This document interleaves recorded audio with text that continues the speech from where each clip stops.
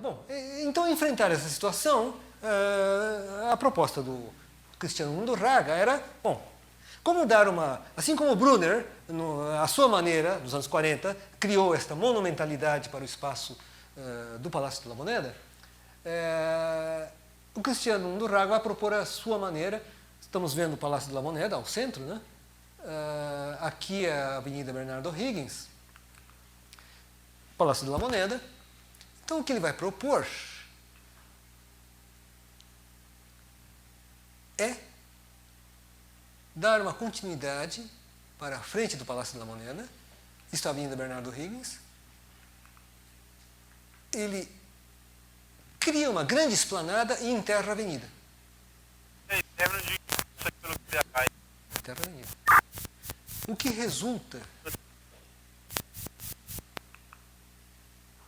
que nós estamos vendo na situação, enfim, de uma foto, e o que ele propôs. Independente da qualidade desse paisagismo, a proposta dele era, como vocês estão vendo, né, de um estacionamento, avenidas, essas coisas todas. Ele propõe, então, uma esplanada com o Caminho dos Burros e um museu aqui. Então, é essa a proposta, olha. Então, maquete. E essa ligação, essa é uma esplanada, a avenida continua passando, mas agora é enterrado. Essa esplanada apenas estabelece finalmente um quadrilátero dentro desse plano monumental do Brunner. Em princípio, esse eixo liga o Palácio de la Moneda ao panteão que existe aqui. Existe, né? Há um panteão que existe aqui. Então, o que está separado por uma avenida estaria, então, agora interligado, complementando esta moldura que o Karl Brunner desenhou em torno do Palácio de la Moneda. Então, aqui está o panteão e aqui está o museu.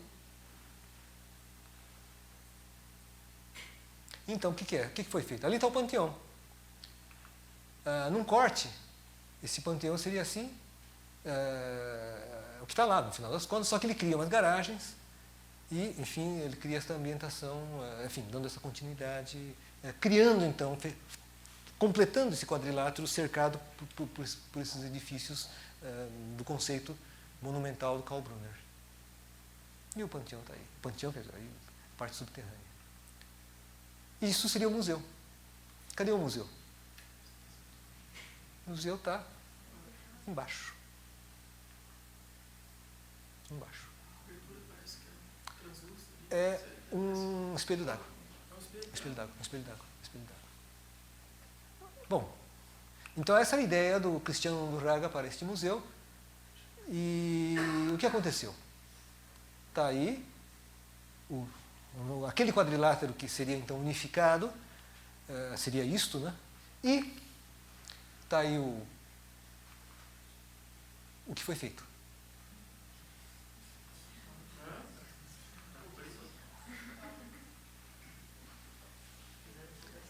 Bom, isto, né? Virou isto. Isto é, o plano de fazer essa grande praça, etc., obviamente não deu certo. O que foi executado foi só o museu. Será que por causa de uma linha de metrô que tem ali na Olimpes? Porque passa uma linha ali. Aqui eu não me lembro se tinha um metrô. Tem uma linha de metrô? Que passa É? em frente. Pode ser. Não sei o que impediu, mas isso é um plano um pouco... Enterrar essa avenida é uma coisa assim, meio... Super movimentada. Como, sei lá, se fosse enterrar uma parte não diria da 23 de maio, mas sei lá, uma paulista talvez, de repente, seria uma coisa meio pesada. O metrô talvez possa ter interferido, de fato, nunca me ocorreu isso. Mas aqui está o museu. O museu foi executado. O que aconteceu? Na verdade, a ideia, que eu acho que é muito discreto, e nesse sentido, este museu não está competindo com o edifício principal, que é o Palácio de la Moneda. Ao contrário, ele é tão discreto que uma imagem dessas, eu quando fui lá, eu disse, cadê o museu, né? Cadê esse museu? O museu está baixo. A classificação é super pequena. É muito discreto. O estrangeiro nenhum conhece. Não? Passa em frente e vai embora. Não sabe o que é. Não sabe, não vê. Curioso, a parte. Você vê, por exemplo, os estacionamentos foram feitos. Os estacionamentos foram feitos. Então está super claro esse projetor. Você fez o espelho d'água? Só tem ideia. Vamos ver. Temos os acessos. Mas é uma parte é fibra, né? Está cercado. Que gradil, por isso que eu tô... Nós temos as rampas ou escadas. E a água corre. Ó, o espelho d'água foi feito. E nós temos acessos. Então, este é a área central. Que é isso? É uma foto sem nenhum Chega, problema. Ronaldo. Eu acho melhor ter essas fotos sem Positivo, exposição. Vanderlei. Mostra QRA, o dia a dia sentido da- Guaianazes, Uma Valendo exposição em anteriormente, preparação. aí tá aqui pique SL. Não é museu exatamente, o que cabe na exposição de tudo. De tudo. Poderia ser de Mercedes-Benz a... Usa Florida, três senhores. Então, mas vocês veem essas coisas. No fundo, isso é um espaço de museu, esse espaço de exposição, que poderia ser como se fosse o grande vazio do MASP, ali embaixo. Pelo domínio espacial do lugar.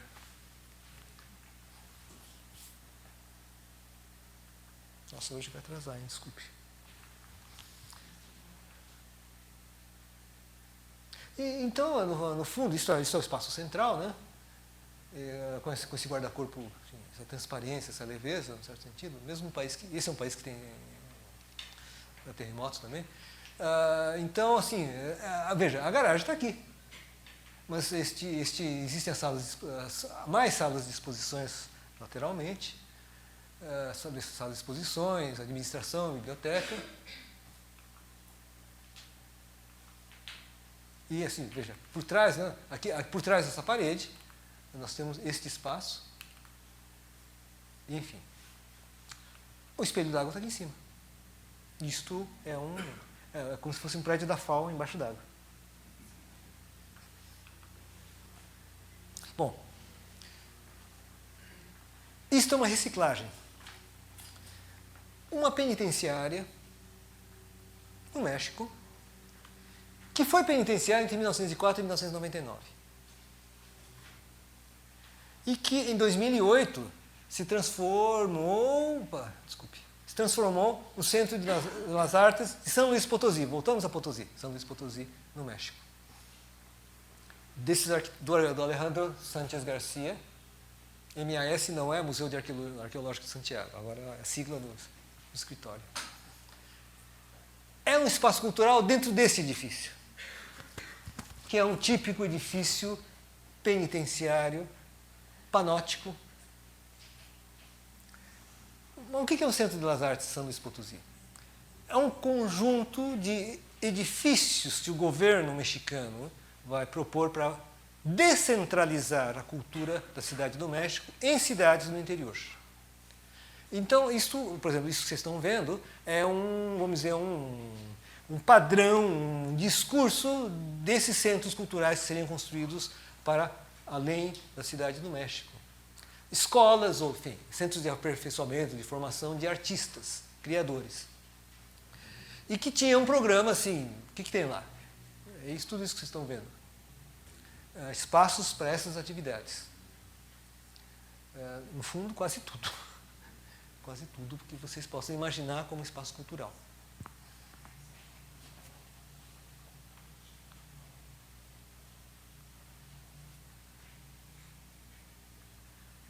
Enfim, de novo, se vocês se recordam que o labirinto está por aqui embaixo, de novo, mas agora isso está metido mais num contexto histórico, do qual já vimos a Plaza de Armas. À maneira do México, nós temos uma alameda junto à Plaza de Armas. Na cidade do México tem Zócalo, Alameda. Tem a Plaza de Armas e uma alameda também em Potosí. Nós temos a Santuário de Guadalupe, que é um centro de peregrinação. Guadalupe, para os mexicanos, é Nossa Senhora de Aparecida para o Brasil. E vocês estão vendo que existe, então, uma calçada de Guadalupe, que é um caminho processional dentro desse ritual de ocupação do espaço por essa apropriação religiosa. E aí está a penitenciária, já executada como centro cultural, que é um padrão tipológico do século XIX. Exatamente o padrão tipológico do panóptico, que nós temos, por exemplo, algo muito parecido em Recife, que é esse edifício. Né? Você ia dizer, tem uma coisa parecida. É uma casa de cultura, mas que não tem nada a ver com o que nós vamos ver como projeto. Poderiam fazer uma coisa desse tipo. Né? Olha, então, essa maquete, isto é a realidade. Bom, há uma contradição, há um paradoxo nisso. Né?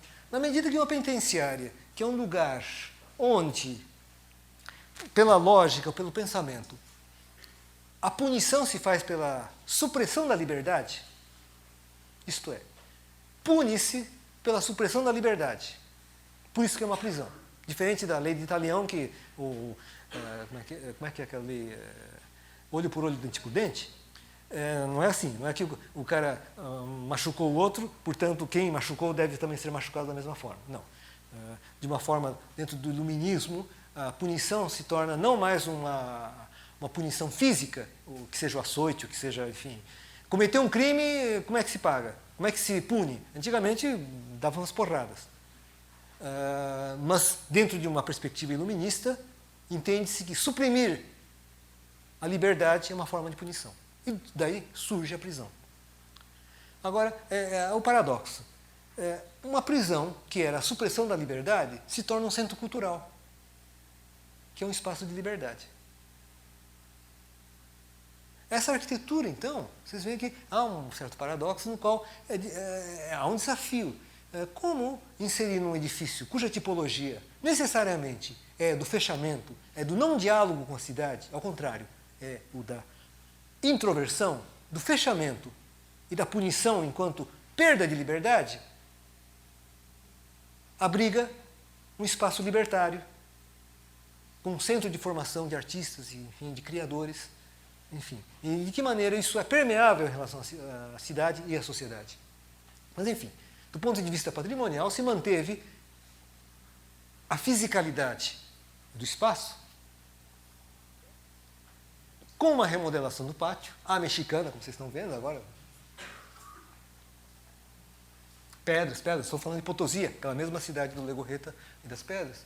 E vocês veem, então, por exemplo, esse pátio que nós estamos vendo. Esse é o pátio que nós estamos vendo, e que à noite tem sua graça. Agora, veja, por exemplo, este percurso que eram os limites onde havia o fosso, a vigia dos detentos que ficavam lá no fundo do pátio, tomando sol, e os guardas olhando em volta. Este percurso é tratado como esta falta, esse não diálogo com a cidade, no final das contas, separado por esse fosso que foi tratado dessa forma. Para não dizer que isso é barraganiano, mas é quase uma abstração barraganiana dos muros, ou assim foi tratado, de dia e de noite. Pátios que eram o suplício dos presos se transformam nesses espaços de... este pátio, por exemplo, se transforma num lugar de apresentações com esse desenho desse piso. E o centro do panóptico, que é com aquele miolinho, onde se concentram os pavilhões, né, esse centro aqui, se transforma neste farol, né, no certo sentido, que é um pouco o coração geométrico do conjunto, para o qual converge então esse conjunto de pavilhões, alguns dos quais foram reconstruídos e muitos deles construídos efetivamente ou completados. Isso vocês vão ver, por exemplo, isso aqui devia ser um edifício de um só piso e foi completado com essa estrutura em concreto aparente. Então, este é um miolo que leva então para cada um desses pavilhões, que então tem a dança, tem música, tem pintura, e assim por diante. Então criando-se esses pátios que são os intervalos entre as alas com esse paisagismo, no final das contas. Veja, temos aquele miolo e os jardins, ou esses espaços intermediários, os pátios intermediários, que foram então transformados em quase que um certo showroom botânico, em que jardins com as espécimes da região, vocês já viram lá no labirinto, que é uma coisa meio desértica, né? Essa vegetação, então, novamente é retrabalhada como espaços, como jardins, como lugares de permanência. Aqui vocês estão vendo mais claramente, né? Essa complementação em concreto aparente dos blocos existentes. Aqui a coisa de pedra e depois a complementação ali na Bobardi, né, do Sesc Pompeia. Bom, então os vários pátios, né? Isso é existente, isso não é invenção.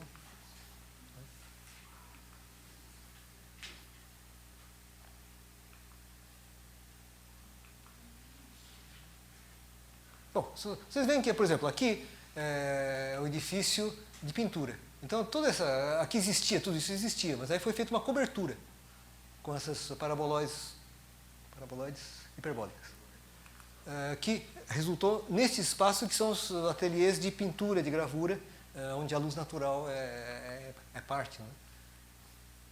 Vocês estão vendo? Bom, não está em funcionamento, você vê os cavaletes de pintura, essas coisas. Então, assim, se criaram os mezaninos, uma série de elementos.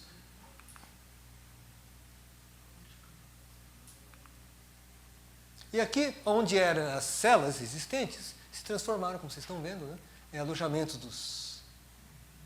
dos residentes e outras coisas mais. Isso, claro, vocês estão vendo que são imagens noturnas, mas não deve ser muito mais iluminado do que isso durante o dia. São as masmorras ao pé da letra, né? E no finalzinho de um tem uma sala como essa, que o pianista lá fica...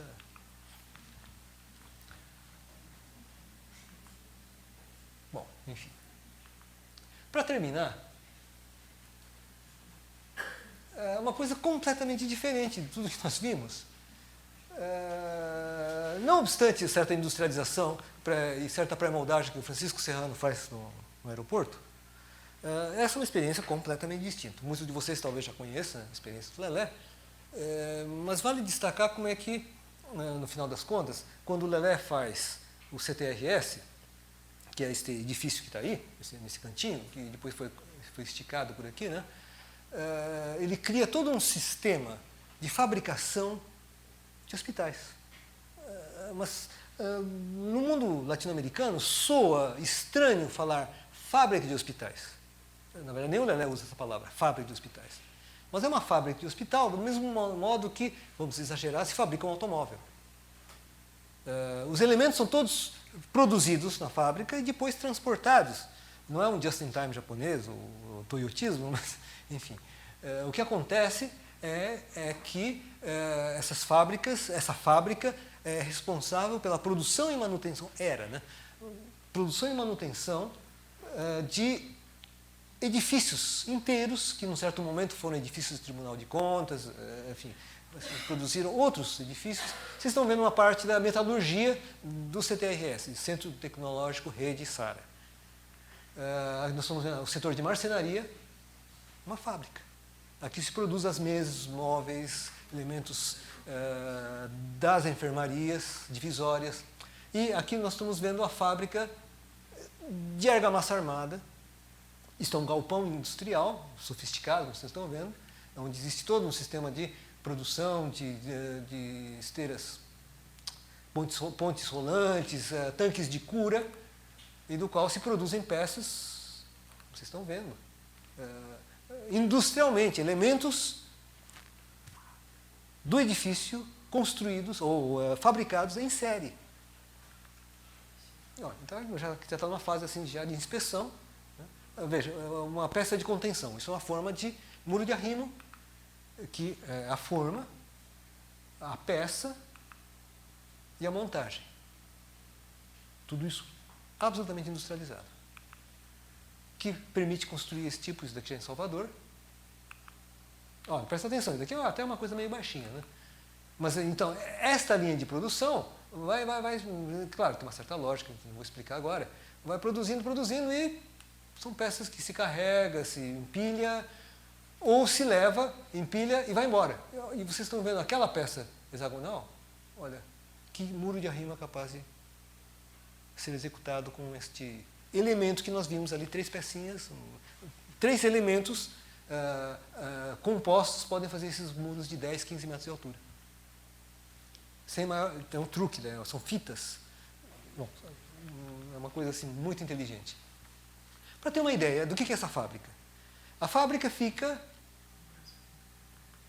em Salvador. Então, em Salvador, se fabrica um hospital inteiro e se leva para Brasília a essa distância. Isto é uma fábrica. Vamos dizer, em São Bernardo se fazia um Fusca. Esse Fusca é vendido no Acre.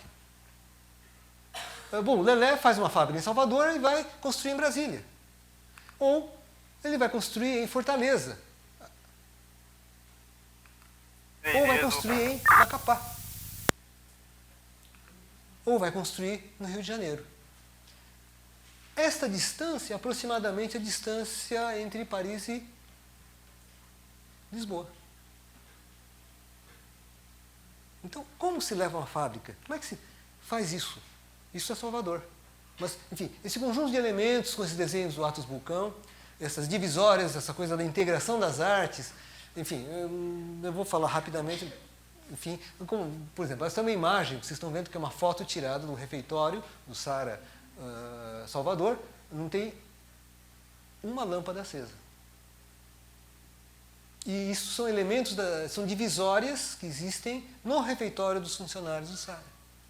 Ou elementos que nós vamos encontrar, por exemplo, isso é uma divisória de sala de atendimento pediátrico no edifício pediátrico para crianças de Brasília, que vocês veem que pode ser, bom, uma série de artefatos, essas camas, por exemplo, que é um projeto de design industrial apropriado ao padrão ou ao sistema da rede Sara de hospitais, que é uma cama especialmente desenhada para tratamento ortopédico, que é a especialidade da rede Sara, que funciona, então, essa humanização do espaço, no qual vocês veem, a questão é, uma pessoa que está com a perna quebrada, braço quebrado, dificuldade de locomoção, num hospital convencional, tem que pegar na cama, botar na cadeira de roda e tomar sol. A questão, essa lógica desse sistema hospitalar, é que essas camas são móveis. Então, há um tratamento que chama Progressive Care, que é o pensamento do Aloysio Campos da Paz, do qual o tratamento, a qualidade do ambiente é parte da terapia do hospital. Onde o arquiteto imagina, então, essa mobilidade. Então, esses pacientes vêm tomar sol. Mas é a cama inteira que vai. E depois ele volta para a enfermaria.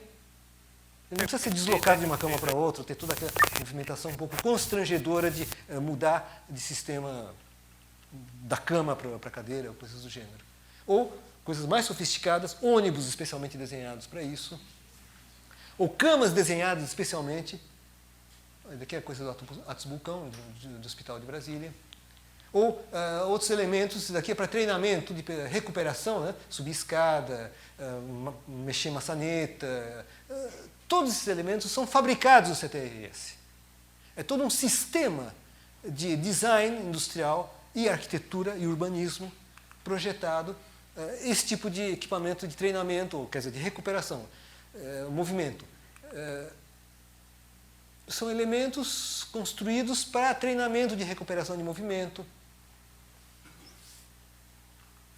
Ou design, um design muito simples. Isto é um modelo de chaise longue, que tem um caderninho que um paciente que teve uma alta e vai voltar para casa, mas ele vai voltar para o interior do Sergipe. E ele não vai ter uma cadeira dessas. Então existe um manual do qual um encanador na cidade do interior do Sergipe, pode construir essa cadeira. Desculpe, essa chaise longue. E isso daqui é desenhado pelo Lelé, foi fabricado lá. Estes brinquedos, tudo isso é fabricado na rede Sara, no CTRS. Ou até coisas sofisticadas, como é que é a manutenção do hospital? Então, este elevador hidráulico é um equipamento fabricado no CTRS para manutenção. Enfim, não precisa pegar uma escada e encostar, como vocês estão vendo, né? Enfim, isso é um pouco esse pensamento do Lelé enquanto o sistema que é a rede Sara. Então, os exemplos. O primeiro, em Salvador, com os elementos de ventilação, Atos Bulcão, não foi totalmente pré-fabricado, mas o cuidado do paisagismo, a ideia de que a qualidade do ambiente contribui para a qualidade da recuperação das terapias. O sistema de ventilação, as tais bocas, né? É um hospital que, exceto as partes de cirurgia e que necessitam de um controle de ambiente, temperatura e umidade, todo o ambiente é feito por ventilação natural, por esse sistema de captação, essas bocas de captação. Portanto, o edifício está orientado no sentido transversal aos ventos dominantes, mediante uma filtragem. Esse ar circula pelos ambientes. No Lago Norte, nós temos essa baita estrutura, no qual se vê, então, toda a parte de tratamento pediátrico, o centro para os médicos e um setor esportivo, e com a sofisticação de que parte do tratamento aos pacientes é feito com navegação no lago. Então, enfim, aqui a hidroterapia, não é símbolo de yin e yang, não. Esse é o barco desenhado pelo CTRS para os pacientes passearem. Alguns navegam, né? Lá tem os barcos à vela. Não que o paciente vá velejar, mas tem alguém que leva o paciente para velejar. Quer dizer, explicar por que veleja essas coisas é parte dessa filosofia do tratamento do CTRS. Esse contato com a água. Então, o ginásio esportivo. A questão, bom, como é que esse ginásio, né? Vocês estão vendo, basquete, futebol, ela é toda envidraçada, vai levar uma bolada e vai quebrar o vidro? Não, a questão é como isso é parte, a paisagem, essa transparência, essa relação com a paisagem, é parte também da qualidade do ambiente, que existe nas enfermarias ou em todos esses lugares. Hidroterapias, olha, não tem ninguém, porque não pode fotografar com o paciente. Por isso que parece que não funciona. Não é que não funciona, é que não pode fotografar. Mas tudo isso é produzido pelo CTRS, esses brinquedos, esses elementos, né? Então, por exemplo, essa divisória, né? Que vocês podem deixar aberto assim, ou vocês podem abrir e quando não tem consulta e quando quiser fazer uma consulta, fecha. E aí o Atos Bulcão fazendo essa coisa maravilhosa, né? Alguns detalhes, né? No alto disso, no topo disso, existe esse elemento de ventilação, de escape do ar quente. E essas varandas periféricas, né? O Sara Fortaleza é uma outra experiência, já com outro desenho de outra aerodinâmica. Ele resolveu uma série de problemas, mas outros surgiram. Mas é um hospital com a enfermaria vertical, uma diferenciação. Os solários, né? Os outros eram varandas, agora se tornaram. Aqui vocês veem um pouco esse princípio, né? O solário, uma grande área, que é exatamente essa área também de hidroterapias, coisas do gênero. E um outro sistema de ventilação, já um desenvolvimento, no qual se vê a boca, mas agora o sistema de aspersão de água, que é para reter poeira e esfriar um pouco a temperatura do ar que entra, ou aspirado, agora é um sistema de cortina de jatos, que aqui já mudou, não é mais um chuveirinho, ele está na boca. Está na boca, então isso que gera esse esfriamento e retenção da poeira, e que sai então esse ar, nesse movimento, ele sai aqui, por exemplo, no corredor, nessa altura, ou em outros lugares em alturas diferentes, ou na enfermaria em outra altura diferente, porque esse negócio de, sei lá, um paciente está na cama e receber um ar frio é complicado. Então, em cada ambiente existe um cuidado em relação a essa ventilação natural. O Macapá é um centro de reabilitação pediátrica, né, que é uma pequena unidade, mais para uma curiosidade. Bom, as mesmas, enfim, os brinquedos, a hidroterapia. E o Hospital Sarah Hill, que é o último projeto que ele fez, o último mesmo, porque o Lelé não está mais coordenando esses projetos, que é um centro enorme de 100 mil metros quadrados, no Rio de Janeiro, que é um sistema mais sofisticado e quase, assim, eu diria, um exagero, olhando assim, à primeira vista, né? Porque toda essa estrutura, todo esse desenho aqui, no fundo, é todo um dispositivo bioclimático.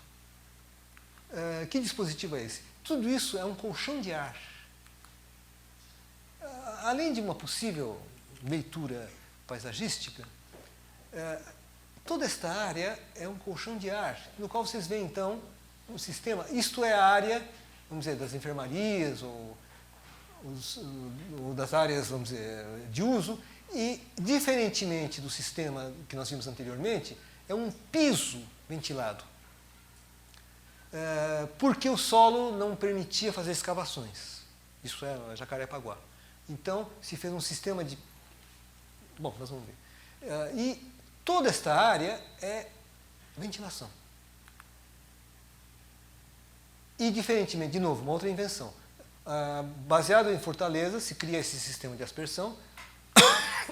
Desculpe. Só que, em vez de ser túneis,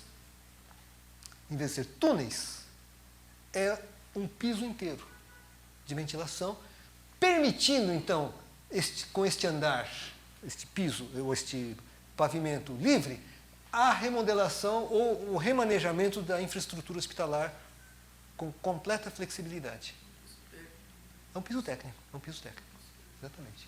Então isso pode ser feito, então até na hora que o hospital foi construído, e ainda estavam tentando resolver uma série de problemas por onde sobe, por onde vai subir água, oxigênio, porque isso no hospital, conforme a mudança do layout, isso muda tudo. E esse piso técnico, esse andar técnico, permite facilmente, e tudo isso é área de ventilação.